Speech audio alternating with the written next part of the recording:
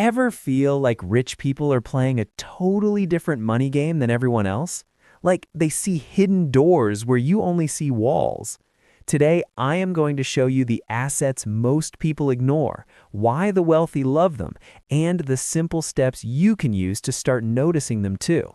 And there is one asset near the end that is so boring, so normal, that it is basically invisible to most people, but it is quietly one of the biggest wealth builders in America.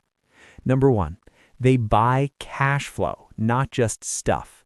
Most people buy things that take money out of their pocket.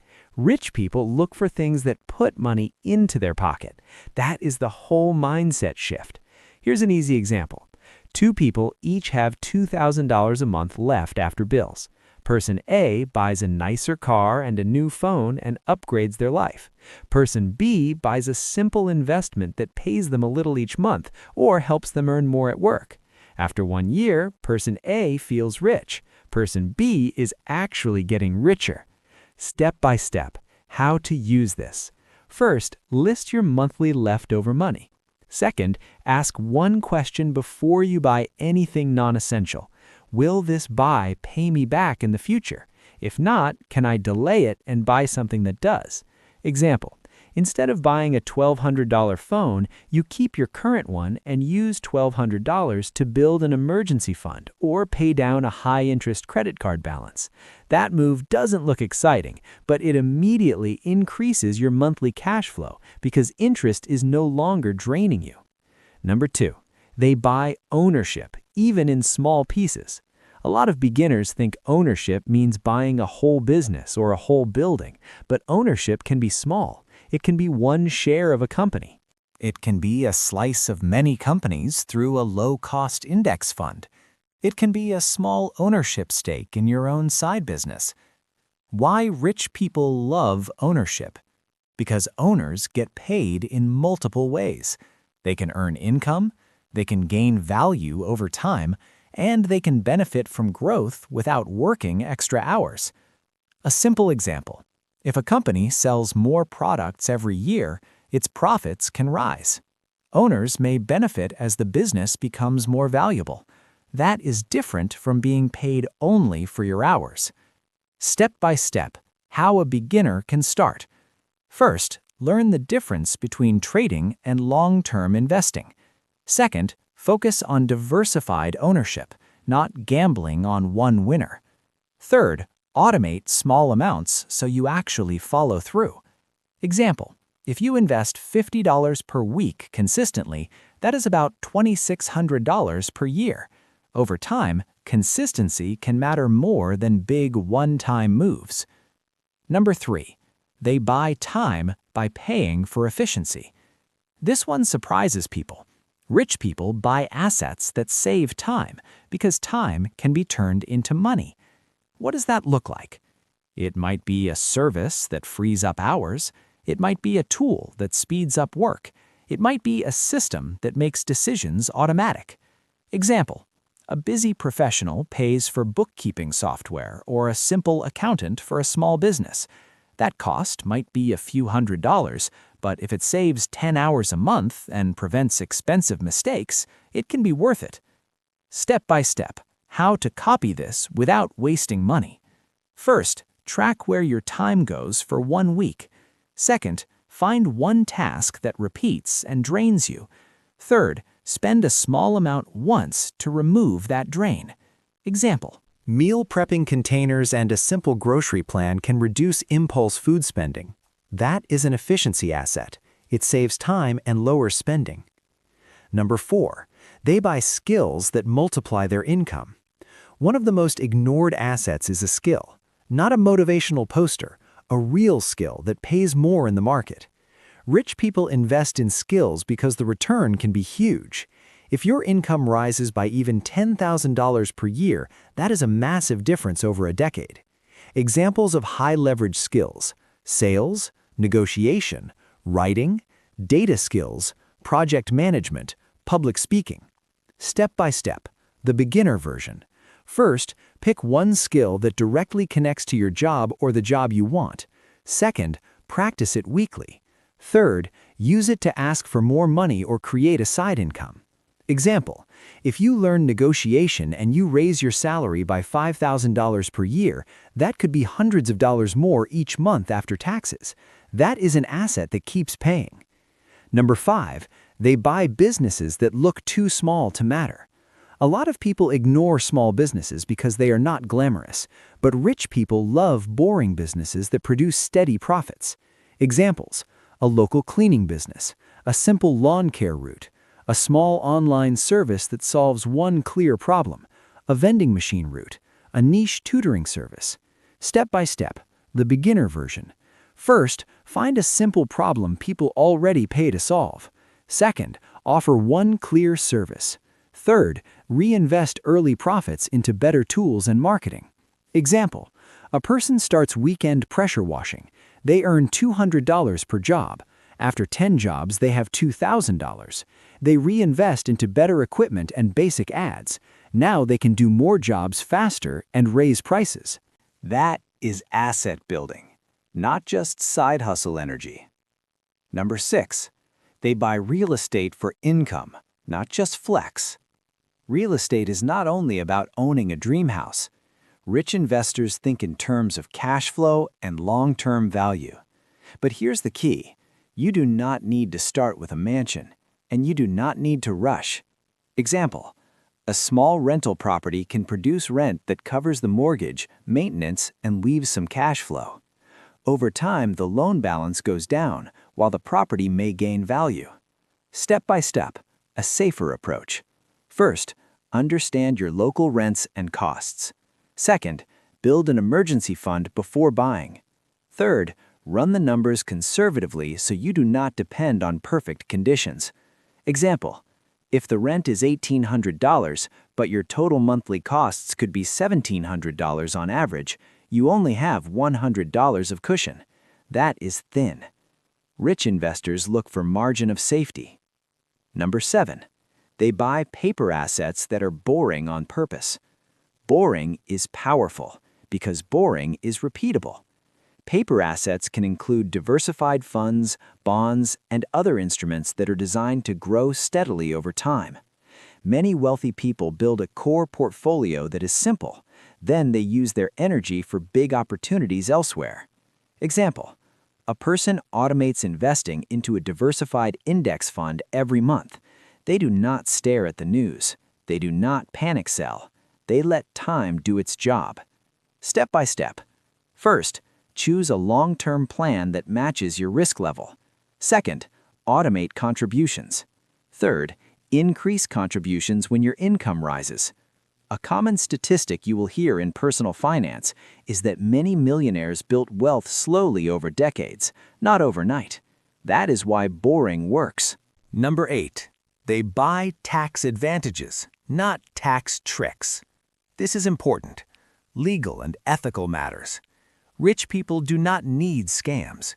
They use the rules that already exist. Common examples: workplace retirement plans, individual retirement accounts, health savings accounts if eligible, college savings plans for education goals, business deductions that match real business expenses. Step by step. First, learn what accounts you have access to through your job. Second, prioritize any employer match because that is often free money. Third, use tax-advantaged accounts for long-term goals, not quick spending. Example, if your employer matches your retirement contributions up to a certain amount, skipping that match is like refusing a raise. Even a small match can add up over years. Number 9, they buy low-interest debt to control bigger assets. This is where many beginners get confused. Debt can destroy you, or it can be a tool. The difference is the rate, the risk, and the plan. Rich people often avoid high-interest consumer debt, but they may use lower-interest debt to buy assets that can produce income or grow. Example, a business owner uses a reasonable loan to buy equipment that helps them serve more customers. If the equipment brings in more profit than the loan costs, the debt can be productive. Step by step. First, never use debt without a clear payoff plan. Second, avoid debt for things that lose value fast. Third, calculate worst-case scenarios so you do not get trapped. Example, if you take on a monthly payment, ask, if my income drops for 3 months, can I still pay this? If the answer is no, it is too risky. Number 10, they buy networks that create opportunities. This is an asset most people ignore because you cannot hold it in your hand. But connections can change your income faster than almost anything. Rich people build relationships with people who have skills, jobs, clients, and information, not in a fake way, in a real value-first way. Example, you meet someone in a professional group. You help them with something small. They introduce you to a hiring manager. That leads to a better job. Step by step. First, choose one community tied to your goals. Second, show up consistently. Third, focus on giving value before asking for anything. A single introduction can be worth thousands of dollars in future income. That is why networks are assets. Number 11, they buy information before everyone else notices. Not secret insider information, just early education. Many people wait until they are forced to learn, like after a debt crisis, or after a tax surprise, or after a layoff. Rich people learn earlier. They read, they ask questions, they get advice, they track numbers. Example, a person learns how credit scores work before applying for a mortgage. They avoid mistakes that could cost them a higher interest rate for years. Step by step. First, pick one topic that is costing you money right now. Interest, fees, taxes, insurance. Second, learn the basics for 1 hour. Third, take one action immediately. That one action could save you hundreds or thousands of dollars over time. Number 12, they buy stability, the hidden asset nobody brags about. Here is the boring asset I promised, stability. Stability is an asset because it gives you options. When you have an emergency fund, low debt, and predictable bills, you can take smart risks. You can invest without panic. You can switch jobs without fear. You can say no to bad deals. Example, 2 people lose their job. Person A has no emergency fund and high payments. They take the first job they can get, even if it pays less. Person B has 3 to 6 months of expenses saved. They can search longer and choose a better opportunity. Step by step. First, build a starter emergency fund. Second, reduce high-interest debt. Third, automate savings so you do not rely on willpower. This is not flashy, but it is what keeps people from sliding backward. Number 13, they buy patience and let compounding do the work. Compounding sounds like a math word, but it is really a life strategy. When you reinvest growth, the growth can start growing too. Over long periods, the effect can be powerful. Example, if you invest consistently for decades, even small contributions can become meaningful, not because you are lucky, but because time is doing heavy lifting. Step by step. First, start now with what you can. Second, increased contributions when you get raises. Third, avoid pulling money out for short-term wants. This is how wealth often looks in real life.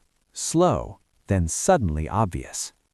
Number 14, they buy insurance like a shield, not like a lottery. Most people treat insurance like a boring bill. Wealthy people treat it like protection for their whole financial plan. If one big disaster can wipe out 10 years of progress, that risk is too expensive. So they protect the downside first, then they take smart risks on the upside. Example, a family with a mortgage buys term life insurance so the house does not become a disaster if the main earner dies. That is not dramatic. That is responsible wealth building. Step by step. First, make a list of the disasters that would break your life financially. Medical bills, car accidents, a house fire, loss of income. Second, check what insurance you already have through work or your state. Third, fill the gaps with simple coverage you understand. Number 15, They buy better credit terms and treat credit like a tool. A lot of people think credit is only about borrowing money, but wealthy people understand credit is also about pricing. Your credit history can affect the interest rate you get. That can change your monthly payment, and that can change how much money you keep every month. Example: two people buy the same car. One gets a higher rate and pays more each month. The other gets a lower rate and pays less for the same thing. That difference can be invested every month. Step by step. First, set all payments on autopay to avoid missed payments. Second, keep credit utilization low by not running cards near the limit. Third, check your credit reports for errors and dispute real mistakes. Number 16, they buy pricing power. Pricing power means you can charge more without losing customers. Rich people love businesses and careers with pricing power because income grows faster. This can be a company that sells something people really need, or a person with a rare skill that employers compete for. Example: a nurse who becomes a specialist can often earn more than someone who stays general. A local plumber who becomes the most trusted name in town can raise prices because demand stays strong. Step by step. First, pick a skill or service where quality matters. Second, build proof like reviews, a portfolio, or certifications. Third, raise your value before you raise your price. Number 17. They buy distribution, the ability to reach people. A product is not enough. You need a way to reach customers. Wealthy investors pay attention to who controls attention and distribution. Distribution can be an email list, a strong brand, a store location, a website that ranks on Google, a partnership pipeline, a referral system. Example: two people sell the same fitness coaching. One has no audience and gets one client a month. The other has a small email list and gets steady clients without begging. Same service, different asset. Step by step.